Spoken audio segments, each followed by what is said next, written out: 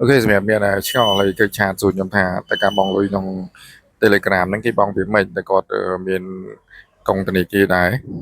ព្រោះយើងត្រូវការមាន Mastercard មួយនេះហៅការសប្បនិមិត្តនៅក្នុង app ធនាគារណាក៏មានដែរគាត់មួយនេះខ្ញុំប្រើក្នុង app ធនាគារប្រាសាទទៅដល់ពេលដែលយើងចុចចូលហ្នឹងរូបរាងវាដូចតែគ្នាទេគាត់តែមានពណ៌ខុសគ្នាប៉ុណ្្នឹងឯងដើម្បីឲ្យងាយស្រួលក្នុងការមើលនេះខ្ញុំបានដាក់ ID នៅក្នុងទូរស័ព្ទមួយទៀតតែប៉ុន្តែយើងប្រើទូរស័ព្ទតែមួយក៏បានដែរវាអត់អីទេគាត់នៅដំបូងនេះយើងគ្រាន់តែចូលក្នុង App Store ហ្នឹងមកតើមកចុចឡើងឈ្មោះ email របស់យើងនេះខ្ញុំប្រើឈ្មោះ email របស់ខ្ញុំហ្នឹងហើយសម្រាប់ទិញអីវ៉ាន់អីចឹងបន្ទាប់ពីយើងចុចឡើងឈ្មោះ email របស់យើងទៅវានឹងលោតដល់ផ្ទាំងមួយទៀតនៅកន្លែងផ្ទាំងមួយនេះវានឹងឲ្យយើង add នៅ payment យើងមើលទៅគឺឥឡូវនេះខ្ញុំបាន add Mastercard មួយហើយឥឡូវហ្នឹងដោយសារខ្ញុំ add ហើយអញ្ចឹងក៏ remove ចោលសិនដើម្បីធ្វើការ add ម្ដងទៀតម្ដងចំណុចហ្នឹងគឺវាឲ្យយើង add ការបញ្ចូលតែម្ដងហើយកន្លែងខាងក្រោមនេះគឺយើងត្រូវបំពេញលេខនៃ Mastercard របស់យើងចូលថាតែលេខហ្នឹងគឺច្រើនដោយសារតែលេខកាតហ្នឹងគឺច្រើនពេលខ្លះយើងអាចបែរច្រឡំអញ្ចឹងនៅត្រង់ចំណុចមួយកាមេរ៉ានេះគឺអាចចុចទៅដើម្បីធ្វើការ scan កាតហ្នឹងចូលយកតែលេខហ្នឹងបាន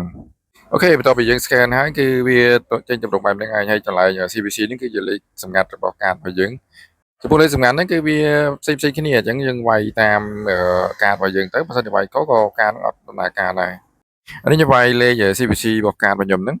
តោះមកយើងចុចដាក់ហ្នឹងទៅវានឹង add កាតហ្នឹងចូលទៅក្នុង ID Apple ID របស់ខ្ញុំហ្នឹងហើយបន្ទាប់ពីយើង add ហើយគឺវានឹងចេញទម្រង់នេះបែបនេះឯងតោះមកនេះបានន័យថាយើងបាន link Apple ID របស់យើងជាមួយនឹងកុងធនាគាររបស់យើងហើយពេលដែលយើងត្រូវការ pay លុយដែលយើងត្រូវការបង់លុយជាមួយនឹង Telegram អីយើងគ្រាន់តែវាយ password របស់ Apple ID របស់យើងទៅហើយកុំភ្លេចនៅក្នុងកុងរបស់យើងត្រូវតែមានលុយផងតមកវានឹងលោតសារថាយើងបាន pay លុយ